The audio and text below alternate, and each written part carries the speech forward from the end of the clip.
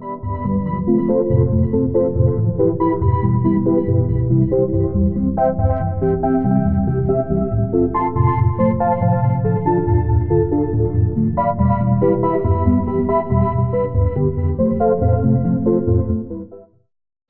my name is Darian. I attend UC Berkeley, and I joined Project Censored last fall because of Nolan Higdon. I was in his History of California class, and then after that I took a class, Critical Thinking Through History, and I wrote my first news abuse story, which was about the Russian Olympics in 2014 and the irony in it, how they surveyed the Olympics, but the NSA surveils us every single day, and not just people in America, but people across the world. So that really caught my interest in media literacy, and I hope to pursue investigative journalism throughout my time at Berkeley and hopefully get a master's in that. In addition to the women piece that I focus on violence against women, particularly in the military and on college campuses, I also worked on a piece about Ebola and the ISIS reinvasion, and also on the Cosby, like sexual assault, whole debacle on that in the corporate media. My message to the next generation of kids is just to think critically, question everything.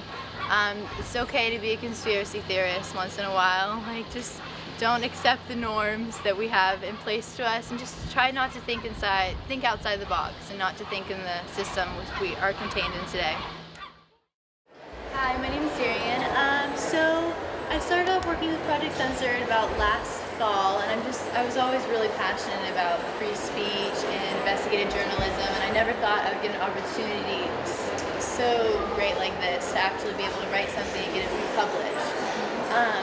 I just believe it's really important to have a free, independent press. Without that, we can't solve any of these issues.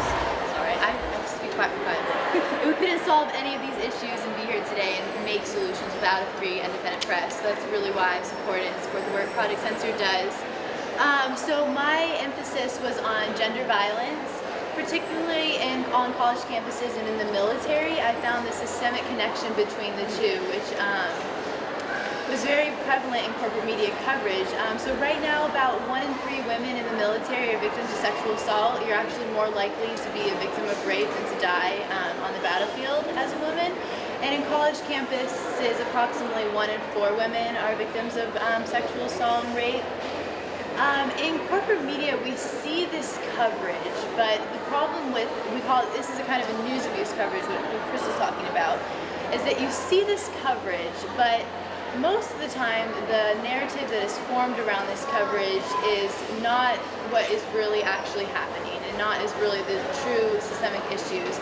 In many cases, victims know they're rapists, and most of the time on corporate media, or even just on TV shows and movies that you guys watch, think about the narrative around that. It's usually this stranger in the dark, but that's not the truth. And if we don't portray the true things that are happening in these situations to these real people, solutions will never be found. So that's why I'm really passionate about writing this, and I took it to the point to connect the two, because you see in both on college campuses and in the military, they're trying to, save their image. And in the military, these are, our sons, our heroes. And on college campuses, there are students.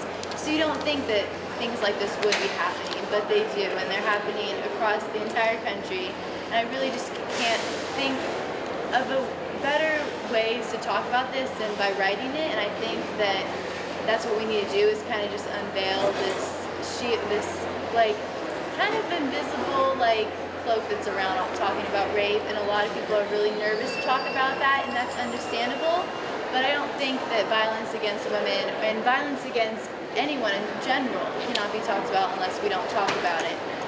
Emma Goldman once said the most dangerous element in a society is ignorance, and so that is really why I believe that we can't just stay quiet about these things, and we really need to speak up more and talk about them. So in addition to doing this gender piece, I also worked on another news abuse piece on Ebola, which was crazy. I mean, you see exactly how corporate media operates, and this fear tactic, which is exactly what they do in coverage of rape.